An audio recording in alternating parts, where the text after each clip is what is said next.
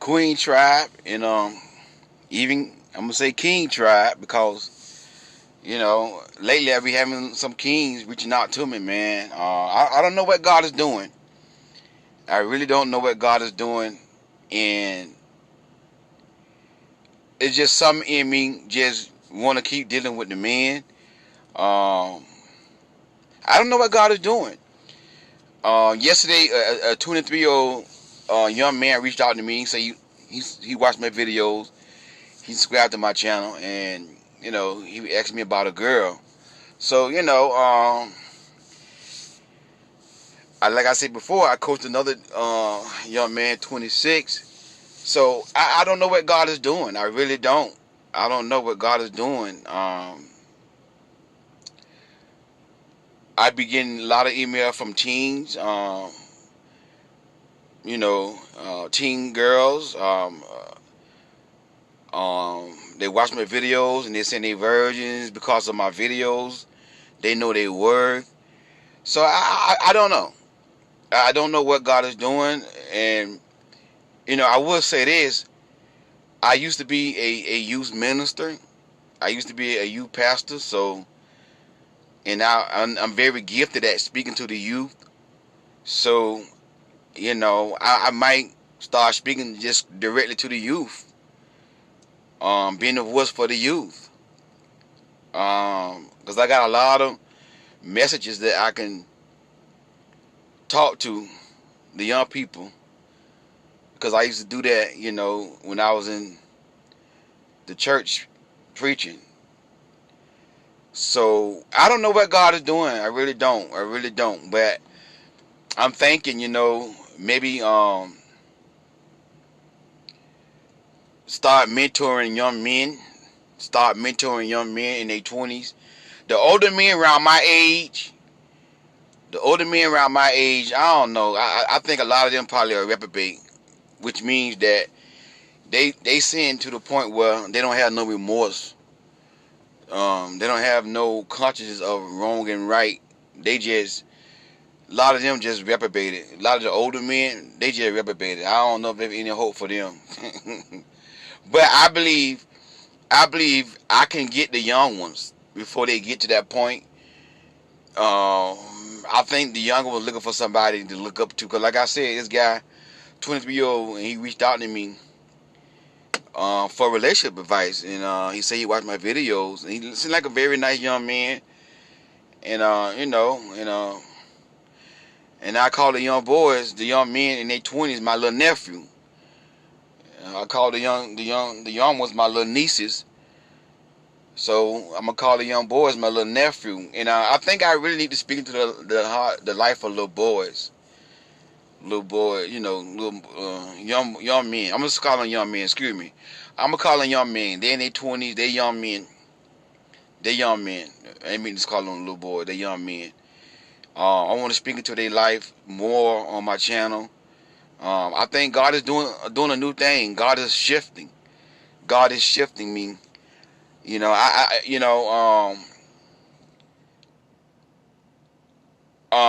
thinking about writing a man book. In 2021, God gave me that book, months ago, but I wasn't sure it's God. I was just trying to make sure, but I don't know. I don't know. God is doing something here with the young people on my channel. Um, I never thought when I started doing videos that the young teens are going to be watching me. So they look up to me. They look up to me. And it means a lot to me when a young girl tells me that, she is a virgin because of my videos. And they let me know that I'm needed. And they let me know that a lot of, young girls are lacking a father figure, a male role model. So I think that's what that is. That's why a lot of them starting to reach out. And I'm telling you, man, if I can get them while they're young, get these girls while they're young. Because here's the thing, y'all. Here's the thing about men. And I gotta get women to understand this here about men. You know, I saw a live, a Facebook live last night, and the woman was saying, you know, she's a mentor to women, and she was saying, you know, we got all these seminars for the women, we teaching the women and all this here, but nobody ain't teaching the men. You know, nobody ain't teaching the men. And she was saying men need to know how to treat women. And again, it's already in the man. It's already in the man. Men already know how to treat women. This is what a lot of women don't understand. Men choose not to. They know how to treat a woman. Trust me. Men just choose not to. It's a choice. It's a choice that they have to make. And one of the reasons why men choose not to, because of society. The pressure that society put on men. You know, society teach men to dog women out. You see what I'm saying? So they don't want to be viewed as simps. Men already know. And like I said, I'm going to start doing more young men video for the young men. And try to teach men, you know, since they reaching out to me, I'm trying to, you know, go that route. And I don't know how I'm going to do it yet. But I am going to try to teach the young men. But I want you ladies to understand this right here. Coach Roy can teach the young men all day long. But when a woman open her legs up, that man is going to get it. He going to get it. I'm trying to tell y'all. Back to my friend. I was telling you about my friend. How he met his ex-wife. He was paying at the church. She saw him. Told the pastor. They exchanged numbers. So what happened was he went to the house. Said, what you need me to paint? She said, no. I want you to paint something else. Right? He ended up, got her on her back real easy. Married her. See what on this is what I try to tell y'all about. And my friend was a deacon.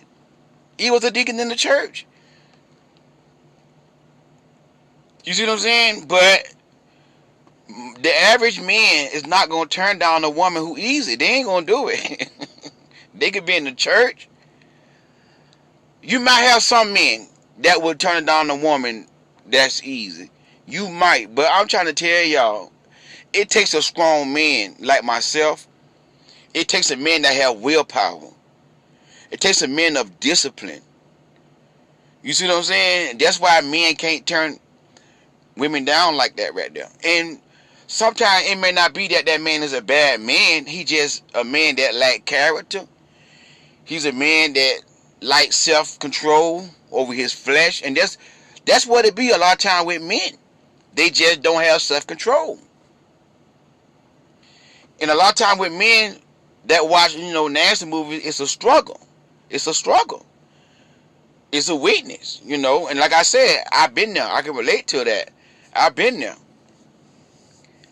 I know what men struggle with. I know what young men struggle with. Because I've been there. I did the same thing. You see what I'm saying? So I can't teach the men all day. But women, y'all have to teach these men how to treat y'all. Teach these men how to respect you as a woman. If more women would do that, y'all can help me out with the men. Y'all gotta help me out now. Okay? Y'all queen gotta help Corey Ryan. If I'm gonna teach the men, y'all can't go behind me and then let the men dog you out, get you on your back now. Okay? So I'm doing my part.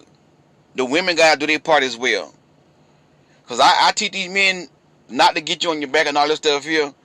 And then when a woman is easy, you just erase everything I done taught the men. You know what I'm saying? But y'all gotta realize, it's hard for a man to turn down a woman. I'm trying to tell y'all. Y'all women may not believe it because you're a woman, you don't understand men. It's hard. So don't be letting these men. If queens gotta start letting men get them on their back easy. Not all queens. Now I know I'm not talking about all women. But some queens gotta first stop allowing these men to get them on their back easy. Because it's hard for a man to turn it down. Read your Bible. You see what David did. David was a man after God's own heart. But when he saw Bathsheba, he knew what he was doing wrong. But when he saw Bathsheba, They be like, man, I'm finna get that. I love you, Lord, but I'm finna get that. You see what I'm saying? You know, now the good thing about David, he repented. You see what I'm saying? So that's what y'all gotta realize, queens. You know, I can do my part, but y'all gotta do your part too. Y'all gotta do your part too. You know, a man like me can turn down women, but that's not. It's very, very rare to find a man that gonna turn down a woman. And he could be a man in the church. He could be God-fearing and all that.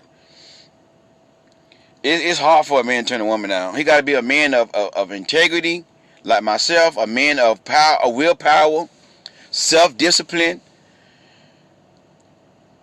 And one reason why it's hard for the man to turn a woman down is they flesh. They burn in their flesh because they watch a lot of nasty movies. And what they don't understand is when you watch nasty movies, you feeding your flesh. You making that lust stronger, that passion stronger. It's already in you as a man, strong. And when you watching nasty movies, you making it more stronger. And that's the reason. That's the number one reason why men cheat.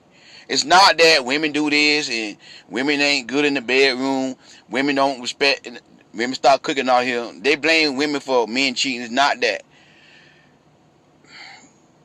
In most cases, not all cases, most cases, a man be with a very attractive woman, a good woman. She take care of the man in the bedroom, cooking for the man, supporting the man's vision in the dream. If the man is in leadership in the church, she support the man ministry, and the man still cheats on her. You know why? He don't have no self-control over his flesh. A man got to develop self-control. So that's what I might start doing, teaching men about stuff like this, man. You know, it just on my spirit right now. This video here is not really a topic. I just want to get on here and just talk to y'all and tell y'all about something that's going on. You know, on my channel, the emails I'm getting an email from young men. Started getting email for young men. And I always get email from, girls, teen girls and stuff like that. On I'm just praying to God to give me directions. Where He want me to go. A lot of teens just reaching out, man. I mean, I don't know. And they saying, Coach Rob, because of you, I'm a virgin, and that means a lot to me. I have to get them while they're young. And I respond to them, thank you for supporting me, and keep up the good work. I'm proud of you. That's what I tell them. I respond to them, I'm proud of you. Keep up the good work. And like I told y'all before on one of my videos I did before, I've been telling girls as a teenager to be virgins. And I actually had my younger peers, look up to me. One time when I was in PE class, when I was in high school, I was a senior, and it was a freshman. And I'll never forget this young lady. I still remember her name. She was a freshman, nice looking young lady. She was a little younger than me, but she looked up to me because I always talked, to her about boys. Again, nice looking young lady, but I didn't see her as a female, a girl that I wanted to get with. I just saw her like a little sister, and she looked up to me, and yeah. And one time she was dating one of the guys on the football team. I played on the football team as well, so. And I think I wrote that in my first book, that testimony in my first book. Yeah, I did. Queens Don't Settle. And she so one day she was dating the guy on the football team. I was on the football team as well. We was in PE. So a couple of guys on the football team was talking to her, and they were trying to get her to give herself up, her virginity up to him as a birthday gift, because she was saying like she didn't know what to get him and stuff like that. So they were trying to hook their homeboy up. I remember the guy name she was dating and everything. That's my boy though. We cool now, but I had to mess my boy up though. This what y'all don't understand now. I've been doing this as a teenager. Watch this now. So I played football too. But the football players didn't know that me and her we had like a brother and sister relationship that I always talked to her about boys. So she called me over there. When I was in high school, my nickname was Shag. They called me Shag. She said, Shag, come here. I want to ask you a question. So the football players call me Shag, but someone called me Ray Saw. Oh, there go that boy Ray Saw, They thought I was going to be on their side when she called me over there. They're like, oh, we know Ray Saw going to back us up. So she called me over there. She said, Shag, come here. So I went over there to them.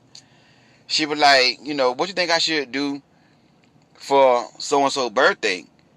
What should I get them? Because they saying that I should, give it up for my birthday. But I know what you always told me, so what you think? And I said what I always told you. You told me what you want to do. You want to be a virgin until you get married? She said, yeah. I said, you stick by that. Don't let nobody violate that. You hear me? I said that right in front of the football players. You don't do that. You don't do that with the football players. Y'all got to realize the football players, we stick together. We like a family. You see what I'm saying? That's what they teach in football. Like college football and stuff like that. A lot of them players, they hang out together off the field. They don't just play football and go home and don't talk to each other. You may have the offensive linemen. They block for the quarterbacks and the running back. They go out to eat together. They hang out together. They boys. You may have the defensive linemen. The big boys up front on defense to stop the run and stuff and put pressure on the quarterback. They hang out together off the field. They like a family, like a community. That's what they teach in football. And that's how it was, You play on football, it's like us against the world. You know what I'm saying? We like a family. You see what I'm saying? So, and here am I telling her, like I said, I'm in high school now. You can't tell me this is not my purpose. You can't tell me this is not my calling. People ask me why I do what I do. This is why I do what I do. I've been called to this here. I was created by God to be a leader and set the example. Yeah. I was always a leader. I spoke to the young lady in front of the football players. They were like, oh, Ray Saw. Oh, dog, man, you a cop blocker, dog. You a cop blocker, dog. Oh, man. Come on, man. You a sellout, man. Yeah. Yeah. And it got over the whole football team what I did. Everybody like, man, I heard about you, Ray Saw. And the dude that they were trying to get hooked up to get some, he was like, man, I can't believe you did me like that, dog. I was like, yeah, I did it, dog. And you don't do that on the football team. You don't break the man code. You see what I'm saying? So yeah, I've been doing this back then, y'all. And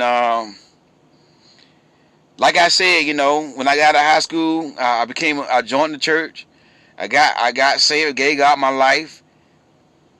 After that, I became a minister, and I worked with the youth. And so I don't know what God is doing, y'all. I really don't. I worked with the youth. I was a youth minister, youth pastor, and I draw young people to the church. I used to coach the young people that had parents and they had a problem with their parents. They come to me more than they come to their parents.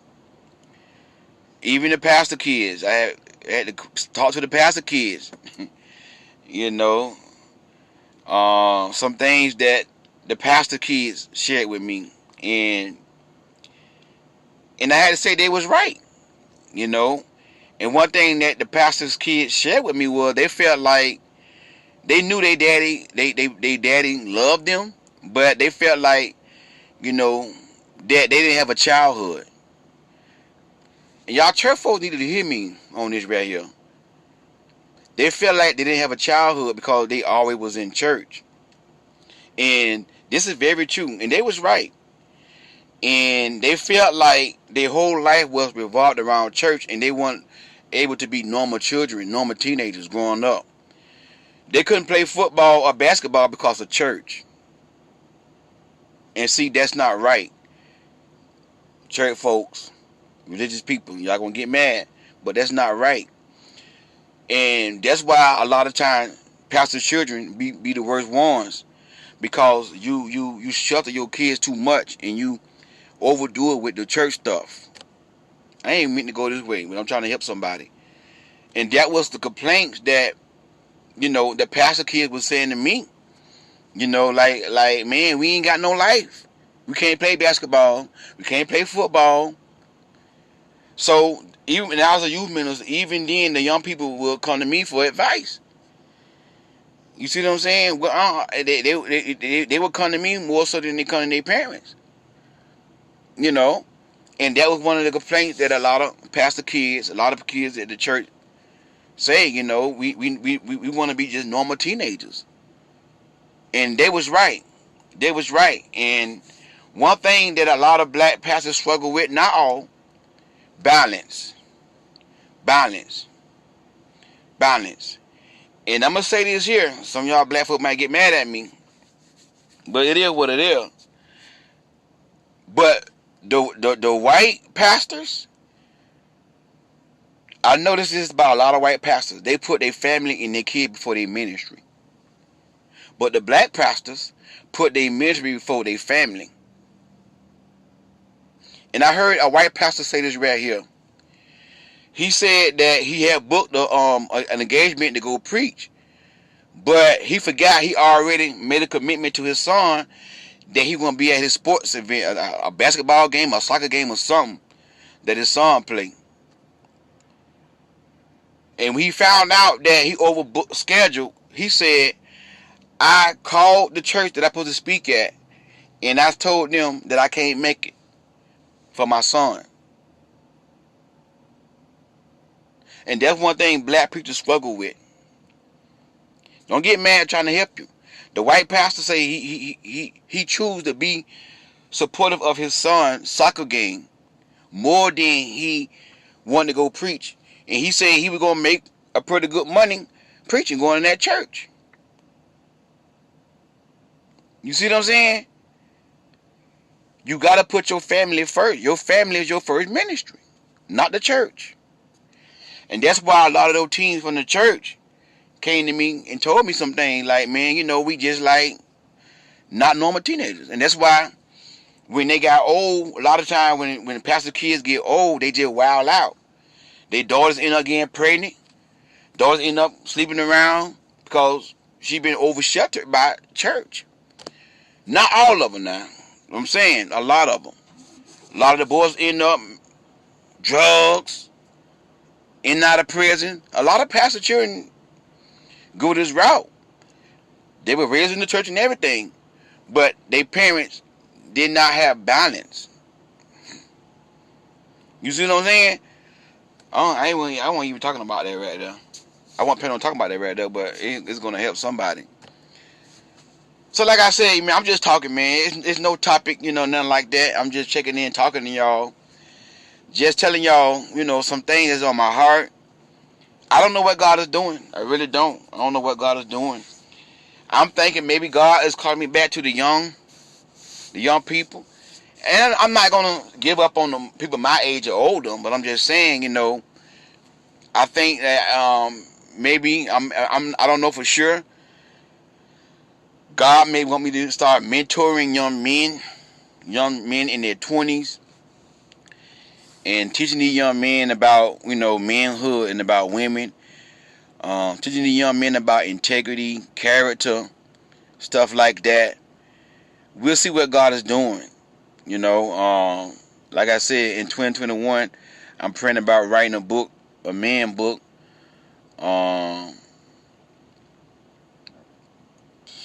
I'm gonna say the title. The title was gonna be From Boys to Men. From Boys to Men. That was gonna be the title of that book, From Boys to Men. And I'm thinking about just teaching men about manhood in that book, and share with the men, the young men, my mistakes and what I did when I was their age, and how I changed and became a better man. And just pray to God that I can reach, the young men. I'm saying young men because my heart is really for the young men. Those are the ones that really reach out more, the ones in their 20s. I think I still got a chance to get them.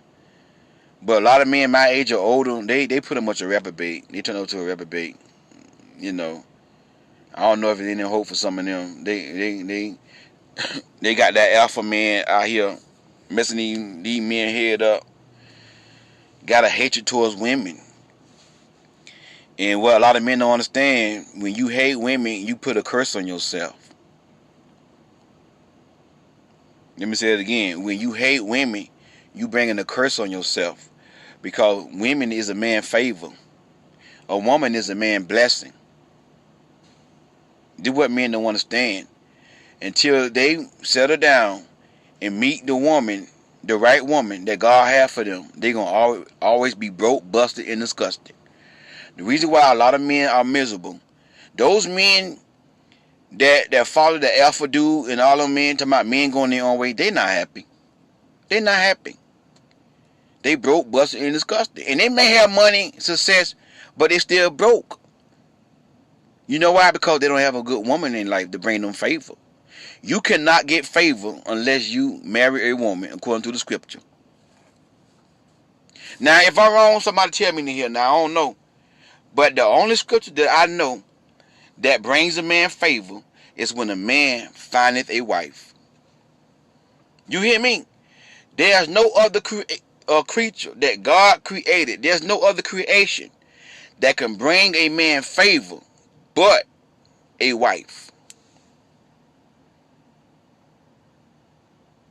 You understand me? That's the only thing that can bring a man favor. No dog, no cat.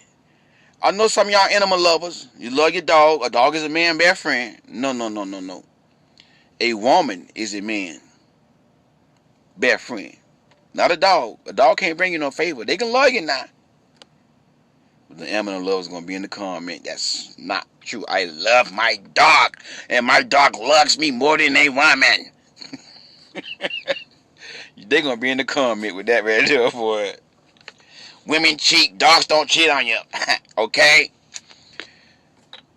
But that's the only thing that can bring a man favor.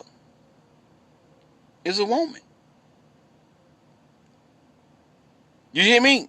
And these men around here hating women, they never going to be blessed. Never going to be blessed. And that's what I want to teach the young men. That's what I want to teach the young boys, man. I really feel in my spirit. Hopefully I'm not wrong. I'm gonna do some more praying about it. That I really want to reach out to the young men, teens, and stuff like that, because they need to hear. They need to hear, about manhood and how I changed my life, and we'll see. We'll see what God can do, man. I don't know. I'm just feeling happy that, I get happy. And y'all don't realize, I'm telling y'all for the true queens, I get happy when a young man email me. I get happy. I start smiling, man. I'm not against men. I don't bash men. I bash grown boys. You hear me? I'm going to say it again. I don't bash men. I bash grown boys. Yes, I bash grown boys. I bash men who hate women and disrespect women. Who treat women like crap. Who dishonor women. That's who I bash. I don't bash men. I bash grown boys. I'm a grown boy basher. You can say that. But I get happy when men reach out to me. So I'm happy about this here. And like I said, I just want to come on, do another podcast just to talk to y'all. Not really come up with a topic. But just share with y'all what's on my heart, man. I'm gonna do some more men videos and some young men videos and even teen videos. You know, talk about peer pressure. Talk to the teens about peer pressure. You know, how to be a leader, how to stand out. You know, how not to let the influence of their peers to cause them to do wrong. Talk to them about drugs, you know, stuff like that. So, you know, we'll see. We'll see what God is gonna do. I might just